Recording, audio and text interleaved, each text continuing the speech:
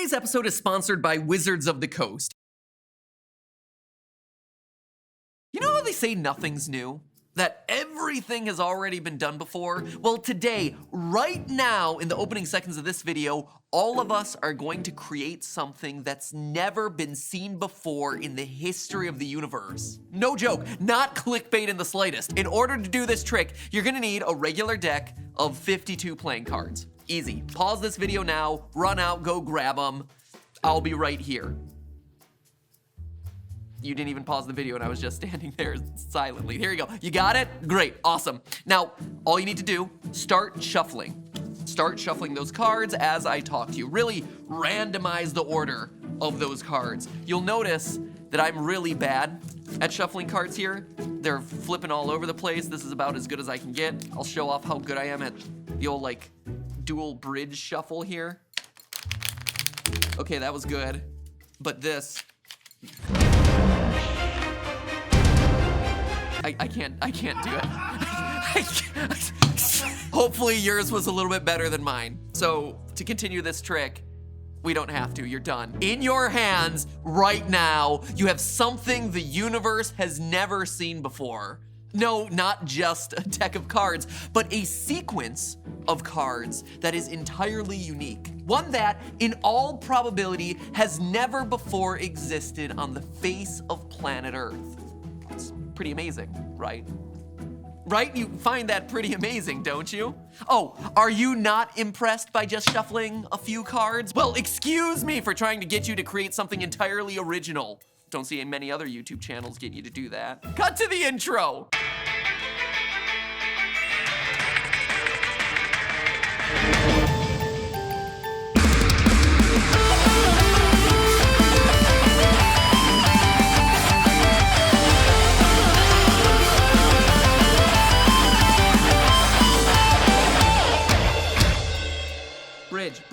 Bridge. Release pressure from the bottom. Hello, Internet! Welcome to Game Theory, the show that goes through calculators faster than a Magic tournament grinder goes through card sleeves. First, let's talk about that cold open, shall we? It seems weird what I just kind of presented you with, right? That something as mundane as a deck of cards would be able to produce something that is entirely unique, but consider this. Whenever you shuffle a 52 card deck, the number of possible combinations for that deck is over 80 million trillion, and then take that number and multiply it by another trillion. That is more than the number of atoms in and on planet Earth. If every single person on Earth took a deck of cards and just started shuffling it 1,000 times every day for the rest of their lives, the odds of one of them winding up with a deck sequence that randomly matches up with the same random deck sequence of cards that you hold in your hands right now is still less than 1%. That is every single person on planet Earth 1,000 times a day for the rest of their lives, under 1%. And that's just the possibilities for one 52 card deck of cards. Imagine what you could do with something bigger, like say the granddaddy of all card games, Magic the Gathering. Cue the cool card transition. So today's episode is sponsored by Wizards of the Coast and their new online card game Magic Arena, which is great because it gives me a chance to redeem myself when it comes to online card games. You see, I'm kinda new to this world, and truth be told, I am not very good. Damn it, he blocked it. What? No! I hate effing card games. Come on. This sucks. Damn it. Dude. Damn it, and it reflected. No! I hate everything. I hate card games. Reflect it! Oh, God! I told you! It's the worst. I hate it. I hate everything. I'm done. Not sure if Wizards knew about this when they contacted me about the episode, but in concept, I should be good at this game, right? Magic is a card game. It all boils down to math and statistics. So today, I wanted to figure out a way to outsmart the game of Magic. I want to dedicate a sponsored episode of this, Game Theory, to just make me a better player, to use our research and over-analysis skills to discover an optimal strategy so, quite frankly, I can suck less. That's it. That's all I want. Is that so much to ask? Can math make you a better Magic player? If you're a noob like me, can statistics and probability help you to compete in the major arenas? Will I become the new Magic World Champion and get my face commemorated onto a super rare commemorative card? No, certainly not those last ones, but heck, it might work for you. And you know what? That makes it worth sticking around. For those of you who are unfamiliar with Magic, the game has been around since 1993, and it currently has more than 20 million players worldwide, which means it's basically setting the standard for all trading card games to follow. Each player starts off with 20 life points and a deck of at least 60 cards. Unless, of course, you're playing Draft, or Sealed, or Commander, etc., etc. There's a lot of different ways to play this game. You win, very simply, by getting your opponent's life down to 0 via various summons, like zombies and dragons and bears, oh my. Or, my personal favorite method, by milling them out, which means getting them to draw their last card. It's as simple as that. Well, okay, it might not be that simple. There's a lot more nuance to this whole thing, but you know what? We're gonna cross that bridge when we come to it. So if we're gonna use scientific reasoning to become a master of the cards, we need to break this game down to its purest fundamentals. Magic is what's known as an imperfect game. Now, I don't mean that this game sucks. I mean, first off, it doesn't, but even if I did mean it that way, there is no way that the brand would ever let this episode see the light of day if that's what I really meant. No, by imperfect, I mean that Magic is a game where you, as the player, only have partial information. Consider as your counterexample chess or checkers. You see all of your pieces as well as all of your opponent's pieces and know how all of those pieces can move at any given point in time. They are perfect games. You are working with perfect knowledge. Everything that can be known is known by both players all the time. Your ability to win chess or checkers or any other perfect game comes down to you using your knowledge more effectively than your opponent. But games like Magic are all about imperfect knowledge. Sure, you know what's in your hand and what you have in your deck, but the order your deck is shuffled in?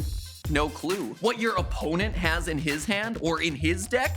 Unclear. Your ability to win in Magic really depends on two things: a combination of strategy against your opponent and chance against the odds. Outsmarting your opponent while still drawing decent enough cards to make the right moves at exactly the right time that you need them. So, how do we use math then to better our odds of winning? Well, let's start with overcoming that first variable of chance. Not everyone can possess the soul of an ancient pharaoh and tap into the heart of the cards, which allows them to get exactly the card that they need right when they need it, but in Magic, you can stack the deck in your favor, literally. Unlike the imperfect game of poker, for instance, you build your own deck of 60 cards and bring that deck into a duel in Magic, meaning that you can fill that deck with duplicates of cards that you want to be more likely to draw when you're in the middle of a battle. You overcome chance using probability. For a real-world example, let's look at the deck that won one of the biggest Magic tournaments recently,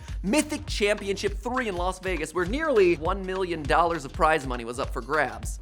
There's the deck. Now, you may look at this list and not recognize any of these cards, but one thing that you'll immediately notice is that there's a lot of redundancy here in this deck, with practically every card having at least one, and sometimes up to 3 other duplicates in that deck of 60. And for players who are more experienced in Magic, you'll notice that even the cards that are one-offs actually seem to function similarly to other cards that are already in the deck. Simic Guildgate, for instance, is just there to serve as an additional, though slightly weaker, extra blue-green mana source, because he is already maxed out on Breeding Pool and Hinterland Harbor. Blink of an Eye, Callous Dismissal, also one-offs, but do very similar things for the deck. Now, think back to what we just did in the intro. If your 60-card deck of Magic has all unique cards, that's 8.3 times 10 to the 81st possible deck orders. That is a huge number. But with all the duplicates that you see in this championship-winning deck, its creator, Matias Leverato, has knocked that down to 8.1 times 10 to the 63rd possible permutations. Now, that is still a massively huge number, right? Sure, it is, but the percent change from this first number to this new one is actually him reducing variability by almost 100%. He reduced the effects of chance on his deck by nearly 100% simply by duplicating a good number of the cards. Some decks take this redundancy to the extreme to ensure that they can shrink the possible permutations down even further. Here's looking at you, Burn. But we're still not done conquering chance here. For your opening hand in Magic, you draw 7 cards. Now, as you would expect, your opening moves basically define how the rest of the game is gonna play for you. So having that solid first hand is gonna be essential. We figured out that the number of possible first hands from this championship winning deck is 444,247. That's a huge number to be sure, but it is also nowhere close to the 386,206,920, the total number of starter hand possibilities if your deck is all singles.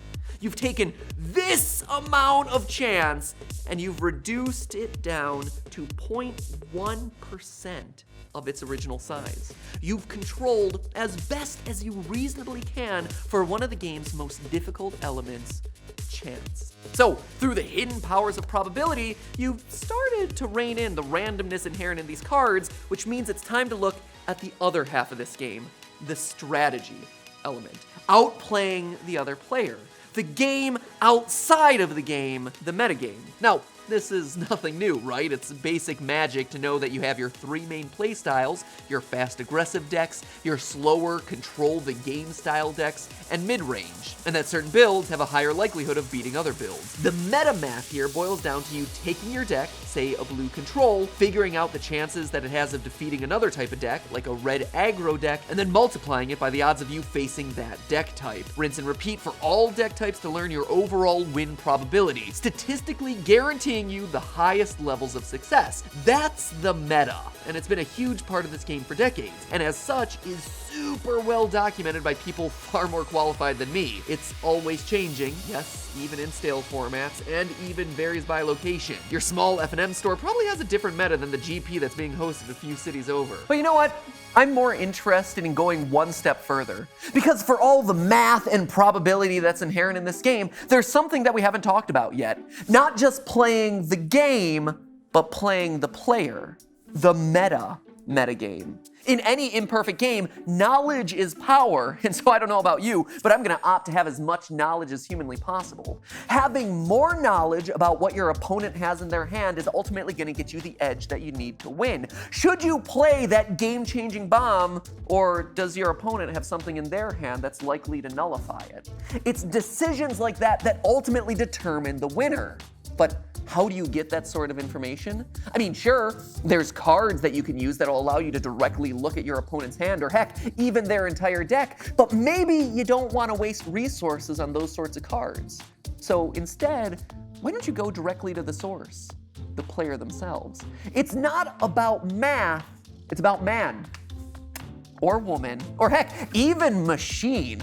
I don't know about you, but I don't discriminate when it comes to winning. In other card games, the information that you read off your opponent is called their tells, or the signals that they're giving you, either with their body language or the words that they're using. It gives you the tips that you need in order to understand what's actually in their hand. Same goes with Magic, where tells can give top players the edge over their opponents, often leading to the difference between a win and a loss.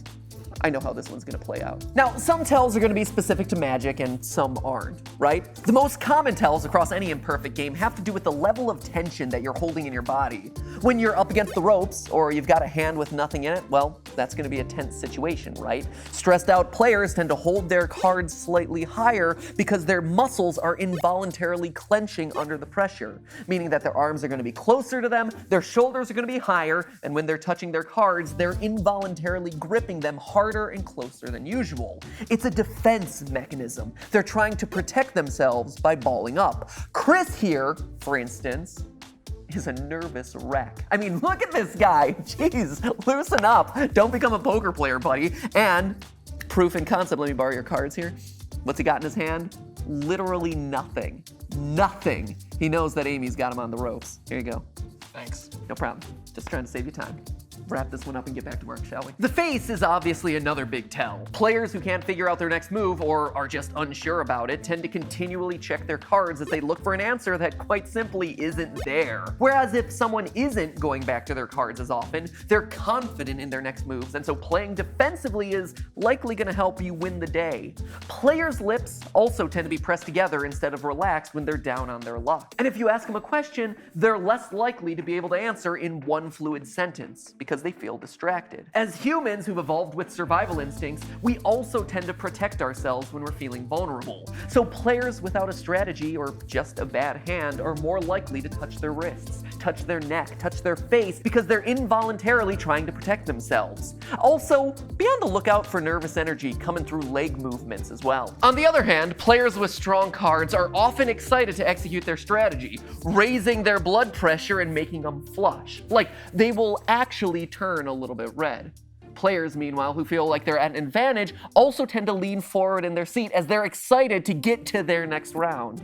And one last one, it's actually really hard to naturally smile when you're losing. So a fully relaxed smile is often a tip-off that the player that you're against is feeling genuinely confident. While any one of these individual tells alone might not be giving away the secrets to your opponent's strategy, they do give you more information than you had before about who you're playing with and how they feel about their situation at any given point in time. But MatPat, I hear you saying, that's all fine and dandy information if I'm sitting across from my opponent, but I live in the middle of nowhere, and I have no friends around me who I can physically play with, so instead I play Magic Arena. How can these sorts of tells help me when I'm playing a computer game? Well, first, let me make it clear, I hear you. I too spent most of my gaming life solo playing multiplayer games. Ain't no party like an all AI Mario Party, because an all AI Mario Party means you have computerized friends whenever you want that will never leave you.